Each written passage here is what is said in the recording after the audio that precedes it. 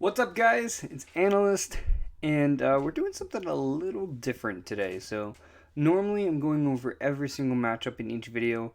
In today's video, we are just covering the now two, thanks to the Ravens and the Steelers being postponed to Sunday. We're going over the two Thanksgiving games tomorrow, and you can see them here. You have Houston going to Detroit at 12:30, and then you have Dallas hosting Washington at 4:30. So first of all, happy holidays. Hope you guys are staying safe Thanksgiving. You want to be careful about how many people you have over at your house. COVID is still a real issue as of right now, and we're in the midst of a second wave. But regardless, it's also important to enjoy Thanksgiving with your family. So I hope you guys are able to do that. Not too much else to it. We got some good games tomorrow night. I'll be giving, as my usual, DFS, and I'll try to go a little more in depth because there's only two games. So let's jump straight into Detroit hosting Houston. So Detroit Lions, Matt Stafford, they're coming off a game where they scored 0 points, and I think a big part of that was Deandra Swift. Obviously, it's not the Carolina defense. Carolina Panthers don't have this elite defense. It was just lackluster offense. There was no Kenny Golladay, no Deandra Swift. They just could not get anything going. So I think it's going to be a little bit of a different story here. Matt Stafford, expecting him to have a little bit of a better game. I believe he's right outside my top 15 quarterbacks for this week. Running back wise, Deandra Swift, he's practiced Monday. He practiced Tuesday, he practiced Wednesday. Seems like he has a really good shot to play tomorrow. Luckily, this is the first game, so for whatever reason he does miss this game, then you have a good chance to take him out of your lineup. With the chance that he does miss this game, Carrion Johnson saw 70% of the offensive snaps last week, so if you're really desperate, Carrion would be the guy. This is the worst run defense in the entire NFL, so something's got to give. One of these running backs have to become valuable in this matchup. Wide receivers, Kenny Golladay out again. I don't even know what's wrong with this guy at this point. A lot of people speculating that it's not even an injury, it's more of a contract issue. So Kenny Golladay still sidelined. Marvin Jones, I guess, would be the next guy up. Not overly confident in him. He didn't really do much last week. But I do really like TJ Hawkinson in this matchup. I believe he led the team in targets with 7 last week. So, and with Kenny Golladay continuing to be out, Hawkinson might be in a good spot to have a productive game. So DFS, I think he's like $4,000 or so dollars. He's about the only tight end I trust out of Detroit, Houston, Washington, and Dallas. So he'll likely be pretty popular. As far as Houston goes, Desean Watson, I feel like for DFS, he's my de facto go-to quarterback this week. Detroit's defense hasn't been anything special. They let PJ Walker in XFL and he was very great, very, very good in the XFL. He was the best quarterback in the XFL, so I'll give him that. But they let PJ Walker put up 20 points, which was kind of interesting. So, Desean Watson coming off a great game against New England. I think he's going to build off that, so I love Desean Watson in this matchup. I have him top 5. I think he's like my quarterback 6, just outside my top 5 this week, so like Desean Watson, he'll likely also be my quarterback in DFS. And Deandra Swift, he's 100% startable. Last time we saw him on the field, he was a complete workhorse for this team. So if Deandra Swift is active, you are no doubt playing him. As far as these running backs for Houston go, David Johnson's still out. He's on IR. This is the last week minimum that he can be on IR. Well, not he can, but he can be on IR for the rest of the season, but after 3 weeks, he's eligible to return. So this is the 3rd week, which means it's going to be Duke Johnson. It's going to be CJ Procise, trying to think of who else is even in that backfield. And look, Detroit also one of the worst run defenses in the NFL. So, but you know what? Duke, he's had the touches the last 2 weeks. Duke has had the touches, but he has not turned them into anything. And last week, they started to give CJ Procise more looks. So this could be more of an even split. I'm staying away from Duke in this matchup.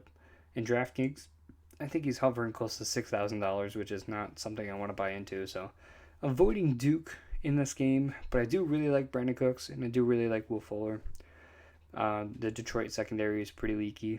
So, definitely going to be playing my Fuller, playing my Cooks. And as far as tight ends go, I know Jordan Akins just came off that big game. That is a little bit fluky. I mean, between him and Darren Fells, it's been back and forth. They both had their moments, so don't expect anything big with Jordan Akins here. But he is someone to monitor because he's a young player. He's a talented player. And if you see him on the field, if you were able to watch any part of that Houston-New England game, like I was watching, because I'm a Patriots fan, so I ended up watching that whole game, Jordan Akins is built like a wide receiver. So he's not so much of a blocker. I believe he's like 6'1" or 6'2". So he's not exactly built like a tight end, but he does play very well like a receiver. He had, I think, like 3 catches over 20 yards or so. So he could be a big game waiting to happen. On DFS, he's only 2,900. Could definitely be worth it. Worth noting, both Randall Cobb and Kenny Stills are going to be out in this matchup, so could mean extra targets for Jordan Akins.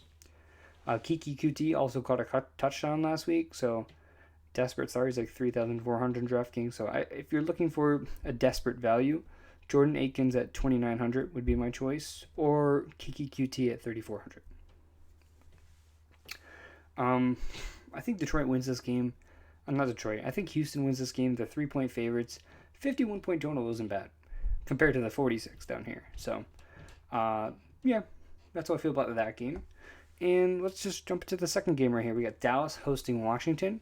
Andy Dalton, he's back. And Dallas doesn't look as awful as they did when Andy Dalton first took over. They were able to actually win against Minnesota. So, yeah, I mean, I think we saw last week Amari Cooper is still the favorite on this offense. Zeke came back a little bit last week, so I think Zeke goes back to being a low running back one. I'm not ready to push him back into high running back one status, but Zeke definitely belongs back into the one running back one conversation. I'll be starting him in this matchup. Wide receivers, I mentioned Amari Cooper. He's pretty cheap on DraftKings. When it comes to CeeDee Lamb and Michael Gallup, CeeDee Lamb for me is clearly the second target on this team.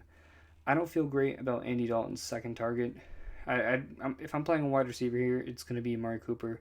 I'm not going to take my chances on CeeDee Lamb. I don't hate it. I mean, in prime time, he's been great, CeeDee Lamb. So if you're in a tight spot, I'm okay with starting CeeDee Lamb.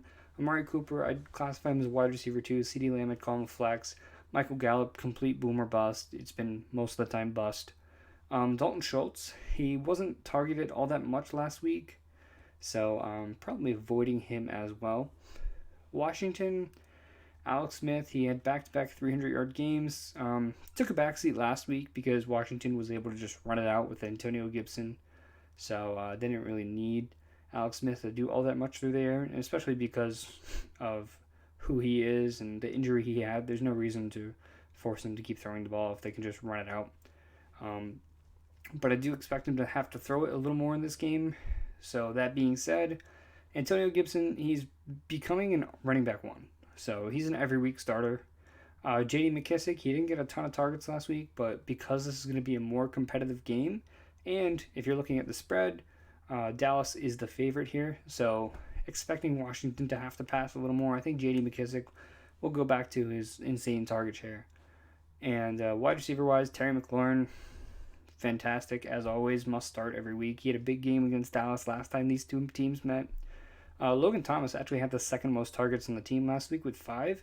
As I mentioned, Washington did not need to throw it all that much last week, so Logan Thomas also at, I believe, like 3,500 on DraftKings is not a bad price either. And I think Washington gets the upset here.